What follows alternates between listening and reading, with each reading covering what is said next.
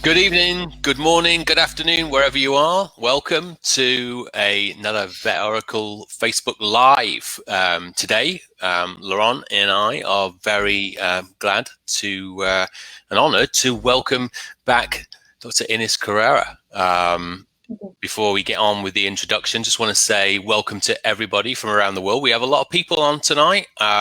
Netherlands, Ecuador, kind of amazing. Brazil, thanks for attending. Spain, Canada, New Zealand, USA. So great. Keep it coming. Tonight, this afternoon, this morning, wherever you are, thanks for joining. As we say, Dr. Ines Carrera is going to talk to us about MRI of caudal fossa cystic lesions. Now, Ines graduated from I'm going to try my best here, from the University of Santiago de Compostela. I am very sorry to all Spanish people listening. That was terrible. But I think it was very good. Great visiting Spain. Now I'm finished. I'm sorry. Sorry to everybody. Spent some time working in private practice and then went to Scotland, University of Glasgow, did a master's in radiology and then a residency of diagnostic imaging there, where she got her European diploma in veterinary diagnostic imaging. She has worked in several universities, Illinois in the USA, Sydney, Australia, and Zurich. And Zurich was where she got a PhD in MR spectroscopy of the brain. So very widely published in neuroimaging, especially, contributed vastly to the advancement of this subject. So we really appreciate you giving up your time to tell us your experience and give us some knowledge here. Currently, Ines works part-time at Willow's Referral Centre in England, and she is our fantastic Vet Oracle teleneurology neuroimaging consultant. And personally speaking, I learn a lot from her and know every day that my knowledge is so limited. So much appreciated. I'm going to hand over the reins to Ines now, and I'll allow her to take it away. Thank you so much, Simon, for the introduction, and thank you for having this opportunity to present this. And this is a continuation of the. I will share my screen now. Let me see if this is working.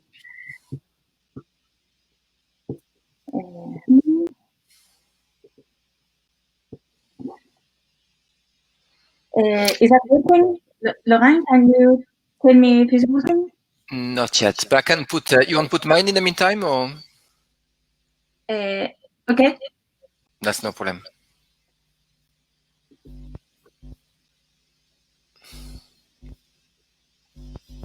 And here we go. Okay, very good. Thank you.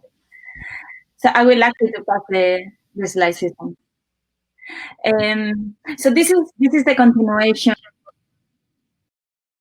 A case that we shared a few weeks ago in the website, in Facebook, and this was a case that we had. Can you put the next slide, please, Laurent? Okay, very good. Thank you. So this was a case that it came through the Vet Oracle teleneurology service from Holland, and this was a case from Cohen Santingford and Niklas Bernut, and they kindly allow us to share this nice case with you.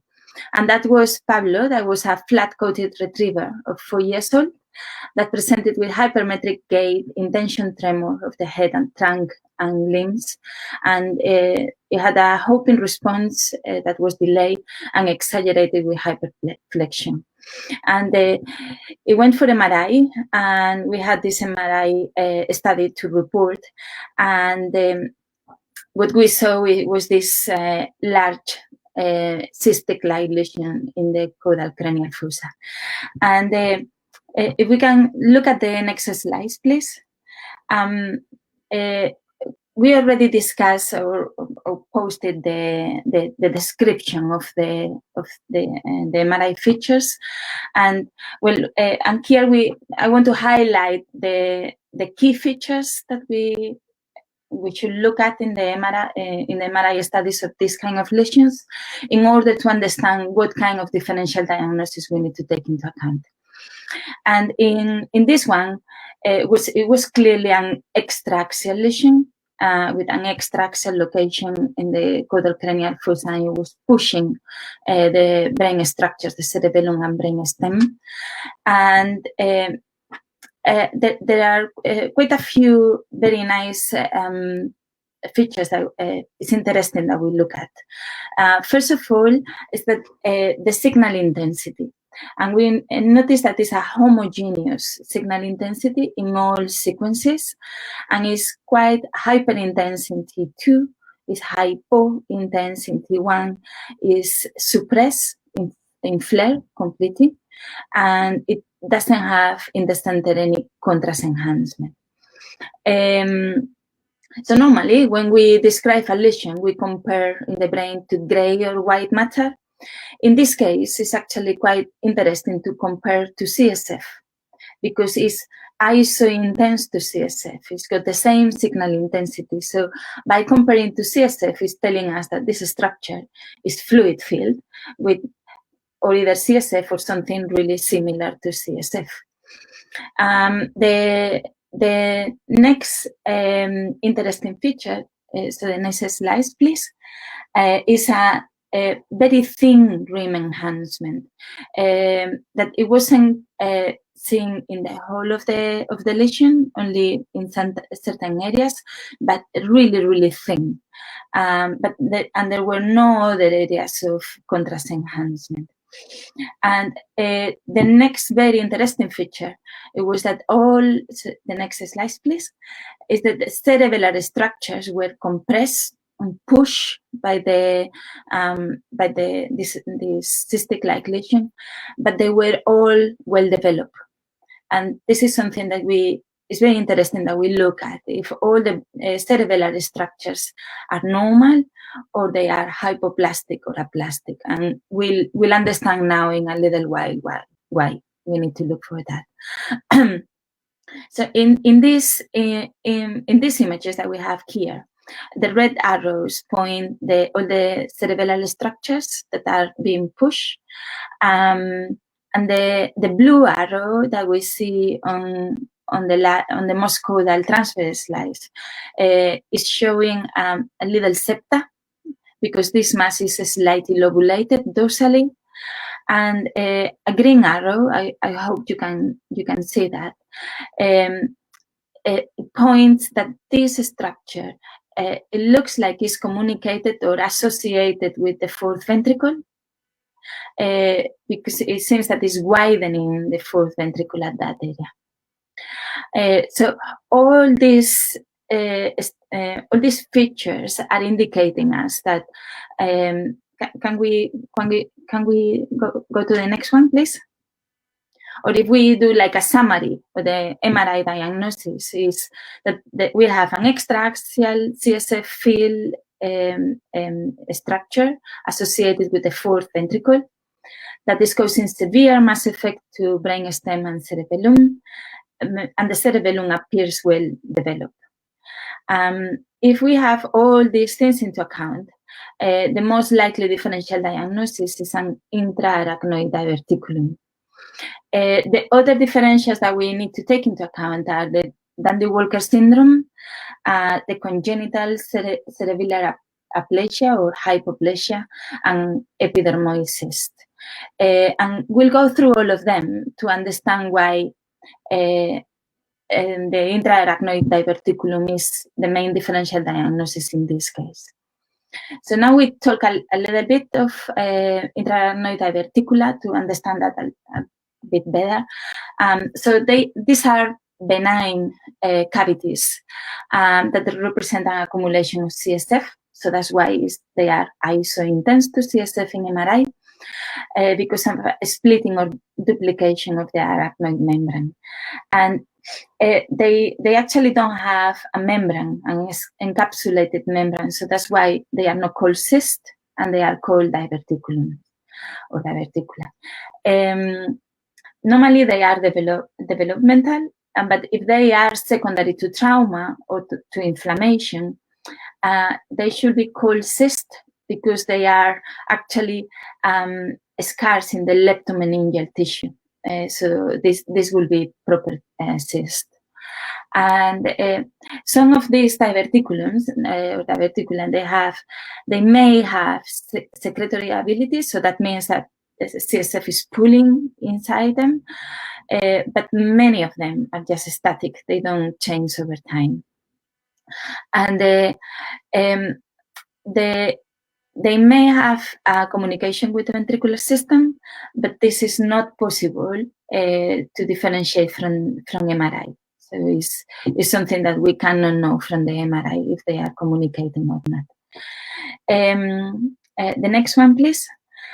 So the most common locations for the intra-arachnoid diverticulum are the quadrigeminal system, that is more properly termed supracollicular or rostrocerebellar, followed by the cerebropontine angle, and they are commonly they are associated with the third of the fourth ventricle. But again, we cannot know or find out if they are communicating with the ventricular system. So these diverticulum, they are the brachycephalic male dogs, they are predisposed. And normally they are incidental findings, and only when they cause a considerable mass effect is when they cause clinical signs. And for the supracollicular cyst, when it's being published that when they cause more than 14% of compression of the occipital lobe is when it's more likely that they are going to cause clinical signs. And it's been reported that they also cause clinical signs when they have intralesional hemorrhage, but to be honest, I've never seen one at all. I think it must be something. It's been reported, but it's very unusual. So in the next one, in this case, is an example of the typical very large supracollicular diverticulum. You see again that it's got is very homogeneous and is iso-intense to CSF in all sequences. And on the transverse images, it's got this nice typical triangular shape. So we can tell in the next one, we can tell very nicely the mass effect that is causing, pushing the occipital lobe dorsally and slightly rostrally, and pushing the cerebellum ventrally. And we have a next example of diverticulum of the fourth ventricle. And you see that in this case it is exactly in the midline, and is again you can see that it's got is iso-intense to CSF. In this case, we cannot see a membrane, so we always think about diverticulums and that we have to see a membrane. Sometimes we do, or partially, but other times we just don't.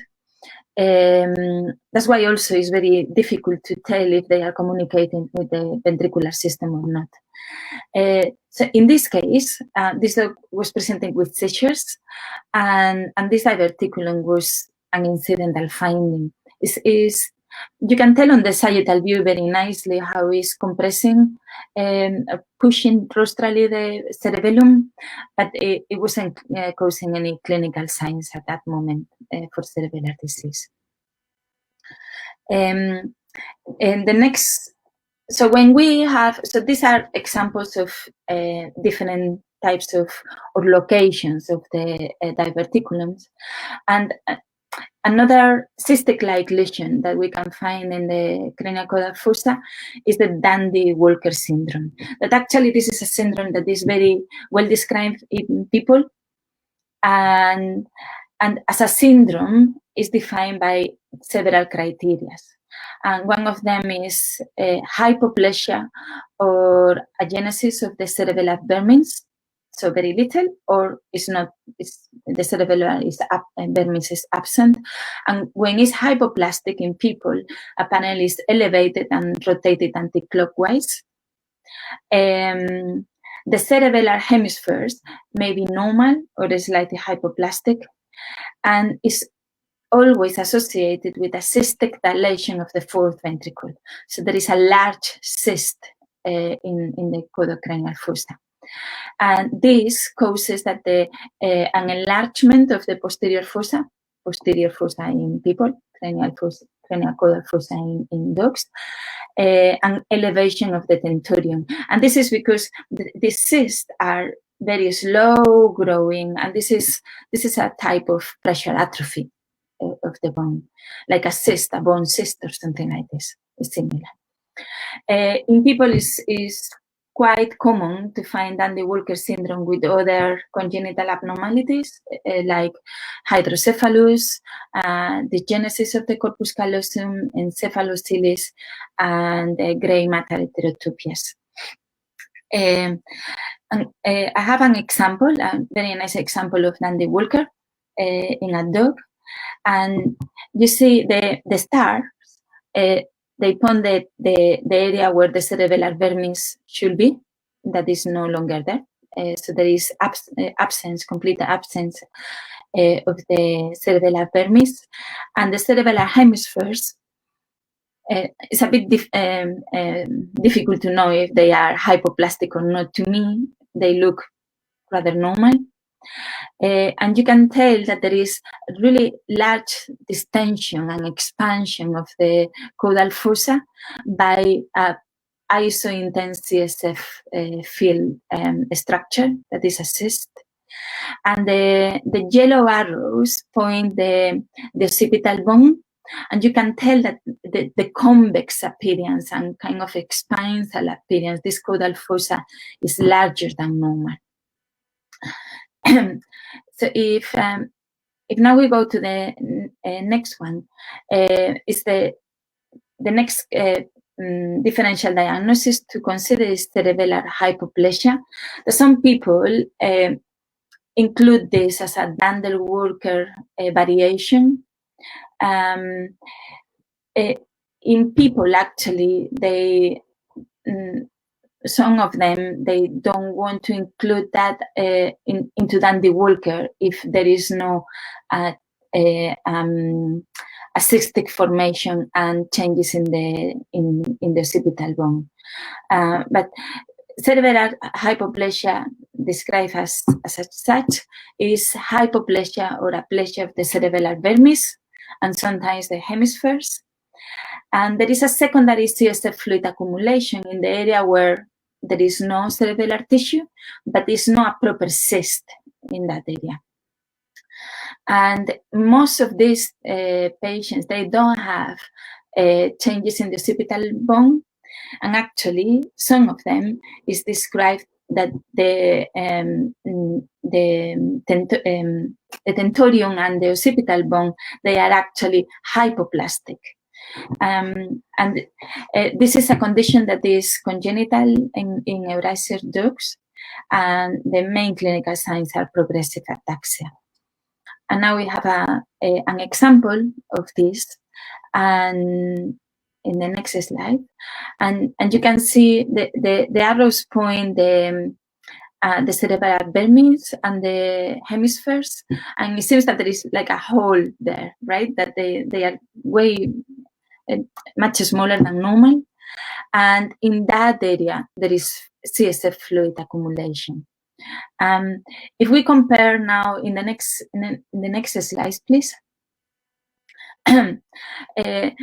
If we compare the sagittal views of the subarachnoid diverticulum and the cerebellar hypoplasia, if you just look at the cerebellum, you can see very nicely the difference in the diverticulum, that the cerebellum is there very nice, developed, it's just being pushed by the diverticulum.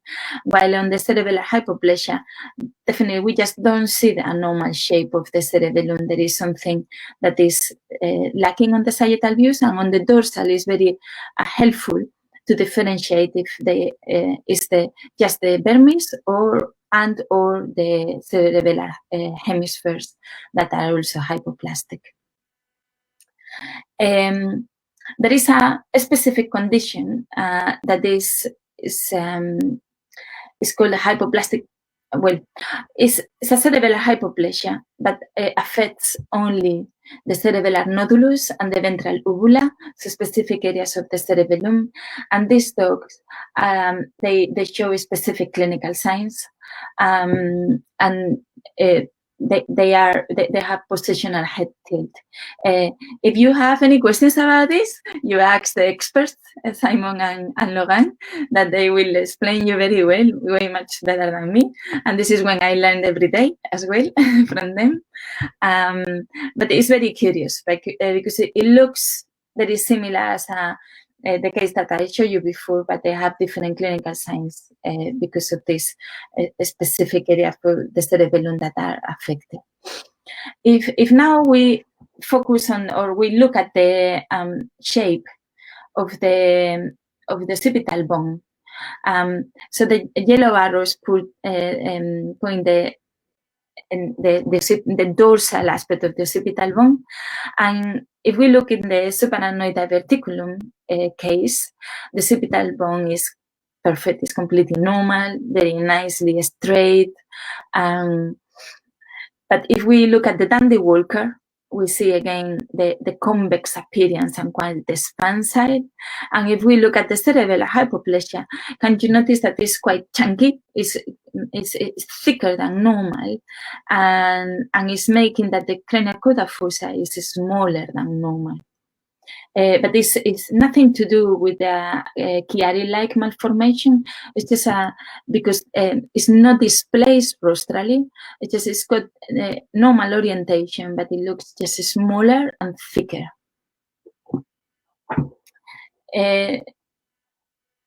So the other differential diagnosis that for cystic-like lesions are epidermoid or dermoid cysts, and these are benign, slow-growing lesions caused by failure of neural tube closure, and when the epithelial ectoderm becomes entrapped within the nervous tissue. So these are very interesting lesions because they contain keratin and a few inflammatory cells, and the cystic wall is stratified squamous epithelium. And the dermoid cyst may contain a netza, like sweat glands, hair follicles, or sebaceous glands.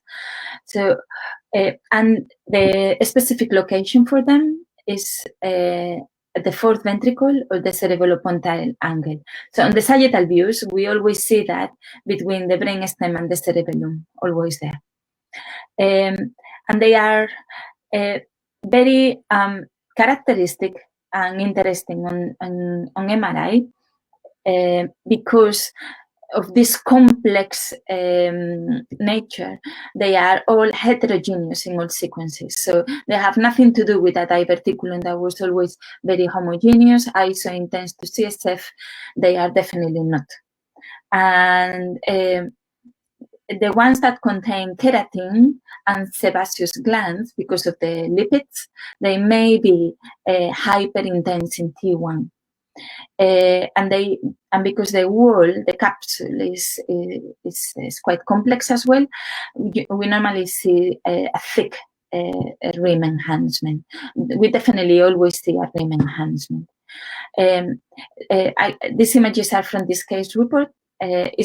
I don't have any myself, or at least confirmed, and it's quite unusual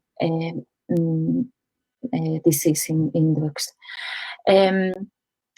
So there are some lesions that we may think about if this is an epidermoid cyst or not, like this case. So we see a fairly well-defined rounded to oval lesion in the caudal cranial fossa. And you see that on the sagittal view is located between the cerebellum and the brainstem. And on the transverse views, we can see that is associated with the fourth ventricle in the midline. And is heterogeneous in all sequences. Is hyperintense in T2. It doesn't suppress in FLAIR. And there are some areas that are hyperintense in T1, pre-contrast, and after contrast, there is some rim enhancement. So if we just have these images, we may think, yes, this could be an epidermoid cyst. Lesions that are hyperintense in T1, it can be keratin, as we say, and it can be lipids, but it can also be hemorrhage. And for that, we need a T2 star, or T2 gradient echo. In this case, they didn't have that, so we didn't know if this could be hemorrhage or not. But looking at the post-contrast images, more caudally, the next slide, we could see, and it's indicated by the red arrows, that we can see meningeal enhancement, patchy, and this is quite indicative of metastasis into the CSF system, into the ventricular system, and this is more indicative that this lesion was a neoplasia and resulted to be an ependymoma with metastasis. And I want to include here a disease that this is definitely not a cystic one, but it's common to find if we are talking about developmental and congenital diseases and in the cranial caudal fossa, and this is the cerebellar abiotrophy. And that this is a neurodegenerative disorder that is attributed to premature death of differentiated neurons that affects only the cerebellum. And so these dogs are normal at birth, but then they become neurological and normally they develop dysmetria, and there are many breeds that are being reported with suffering from cerebellar abiotrophy, and they have different stages of onset: early, intermediate, and late, more than 5 months. And the progression of clinical signs in the late onset is slower than at the early and intermediate. And what we see on MRI is a reduced volume of the cerebellum in comparison to the rest of the brain that is normal. So what we see here in this case, you can tell the folia of the cerebellum that is quite widened, and this makes and the fourth ventricle is wider because of the reduced volume of the cerebellum. But it's not because there is a cyst there or a diverticulum, it's just because there is more room for the CSF in surrounding the cerebellum. And it's quite beautiful to see the cerebellar folia very increased in all sequences on the or planes in the dorsal and on the transverse views. So if we see the next slide, we have two dogs that if we look at the cerebellum, it looks kind of similar. So the cerebellar folia are they are widened, hyper intense, and there is some like widening of the arachnoid space surrounding the cerebellum. But we always need to, or we should consider another differential diagnosis when we have this kind of cases or this kind of images on the sagittal views, and this is neospora and neospora infection. The way of telling neospora infection from abiotrophy is quite nice. It's just looking at the flare and the post-contrast. In the flare, normally, the CSF surrounding the cerebellum is not that suppressed. And after contrast, there is, as you see in these beautiful images, there is enhancement surrounding the cerebellum, and this is because there is a quite severe thickening of the leptomeninges in Neospora infection. So if now we look at the next slide, like a summary of all the images that we have seen today, the different diverticulums, the Dandy-Walker syndrome, cerebellar abiotrophy, cerebellar hypoplasia, and this tumor that may look like a epidermoid cyst. And like the take-home message for cystic-like lesions of the caudal fossa when we are looking at that MRI, the next slide, please. That will be first to make sure if it's an extra-axial lesion or if there is any intra-axial component. Look at the signal intensity and compare to CSF and see if it's iso-intense to CSF or not. Look at the contrast enhancement and see if it's peripheric rim enhancement or if there are other structures that are enhanced. Very important to look at the development of the cerebellar structures, and for that we use different planes. And I'm also interested to look at the shape of the occipital lobe, to look for hypoplasia or for pressure atrophy. So I think this is all for today, and I'll be happy answering to any questions.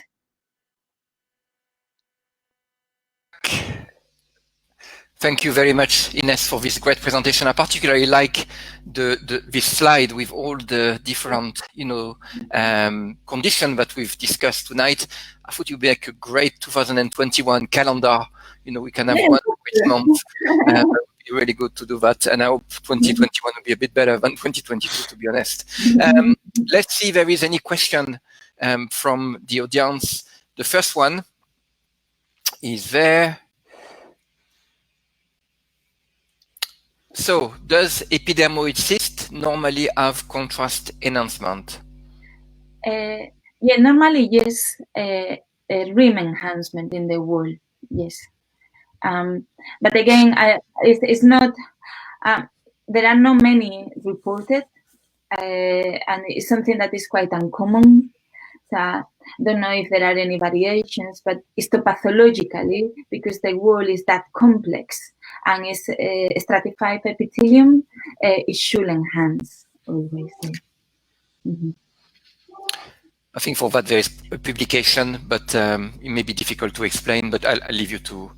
How is performed the measure of the degree of parenchymal compression of the occipital lobe and the cerebellum in the subarachnoid diverticulum? To be honest, I never measure it. So I will need to answer this question by reading the papers.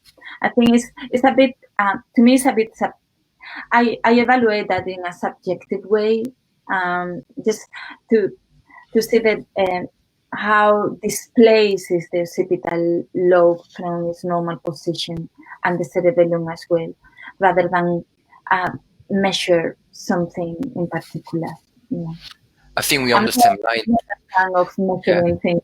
Yeah. I'm exactly the same. And it's no offense to anyone doing publication of measurement, but I tend to look more at the behavior of the tissue, and as you say, whether or not it look compressed, and sometimes side-to-side comparison can help that. But the degree of white matter or gray matter compression is more obvious than trying to measure. But for that question, there is a paper by Lara Matiasek on the subject, and she explained how to do the measurement, so you can refer to that.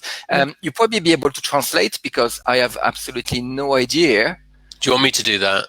Yeah, with your Marbella. Do you want me to ask it?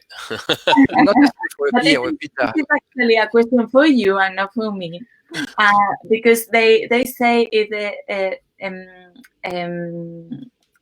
rehabilitation of physiotherapy, I guess, it can help these patients.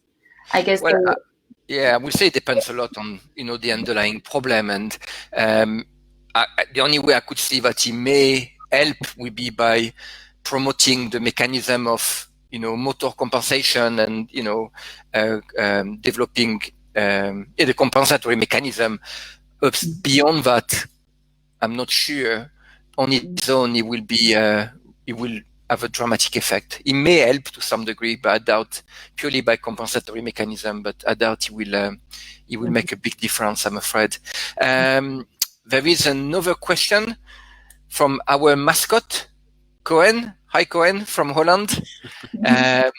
Cohen has been very brave, and I'm going to embarrass him, that he will be the first resident to do a clinical case presentation for you in the next few weeks. And, I think it's very brave of him, but it's something we wanted to start doing. So if anyone else wants to do the same and has a very interesting case, you can, contact us and we'll evaluate the case with you to see if it's adequate. But Cohen will do that for you in the next few weeks. But Cohen wanted to know, regarding supracollicular fluid accumulation, is there a distinction between the location, whether or not it's rostral or caudal to the tentorium? I think we talked about it before this presentation, you and I. Yeah. I think it's also, in my opinion, is regarding the site of the diverticulum. But I don't think that there is a clear distinction between rostral or caudal to the ostentorium or the tentorium of the cerebellum. Because there are the small ones, they are always caudal or at the same level and ventral to the tentorium, and the large ones they extend rostral to the tentorium. And that's a good point. Is with the study about the measurement, they say that you look at the tip of the osseous tentorium, but sometimes it's very difficult to actually see it. Very, very hard to do this measurement. So yeah. And also because the tentorium of the cerebellum is not always the same in all dogs. Yeah. So it can be thicker or thinner, but it can be shorter or longer. So it's not something that we can rely on as a landmark because there is a lot of variability there. And that's why I take the measurement with a pinch of salt always. That's probably a question for Simon. Simon, tough. I'm asking the question, so we need someone to answer, and that's not for Ines. Do you remember 18 years ago this Shih Tzu at the trust? Yes. So I think we can say that we've seen with hemorrhage within a cyst. We've definitely seen it, but that was after the surgery. Yes, those were days when we were braver, maybe more stupid and more naive. I don't know. And unfortunately, we learn with mistakes and with our casualties, let's say.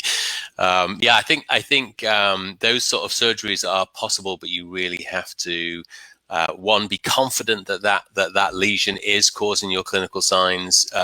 Two, be aware that sometimes those structures are supporting other structures in the vicinity, vascular structures, for instance, and they certainly can alter the pressure of the intracranial cavity dramatically once you excise their membranes or cystic linings. And so there's potential for very acute or even subacute decompensations in those patients. So yes, it is possible, but there are some concerns based on where the cystic or dilatation structure exists. Even 18 years later, we still remember the case. The scars are fresh in every case like that. Thanks actually for bringing that up. You see, my memory is still not bad, and neither yours, Yeah. It's been probably stimulated by trauma more than anything else. I think that's all for tonight. There's no more question. Ines, again, fantastic presentation. Always, a pleasure to listen to you, and you got a way to really explain things to make it really didactical, I should say. So really appreciate that. And, I'm sure there will be future, topic that we can cover. It seems they're always very well received by everyone. Thank you very much, everyone. Simon, Ines, feel free if you want to add anything. I'm running out of interesting thing to say. No, Ines, thank you very much. Much appreciated giving up your time, and a really, really nicely illustrated description and review of those structures. I really liked it. Thanks very much. And thanks to everyone out there attending. We appreciate that. People logging on from Peru, Egypt, Oman, and Taiwan. And if I'm not wrong, it is like 2:40 a.m. in the morning, 2:40 a.m. in Taiwan. We love your dedication and passion. Thanks very much. We'll see you again. Good night. Bye-bye. Bye-bye, everybody.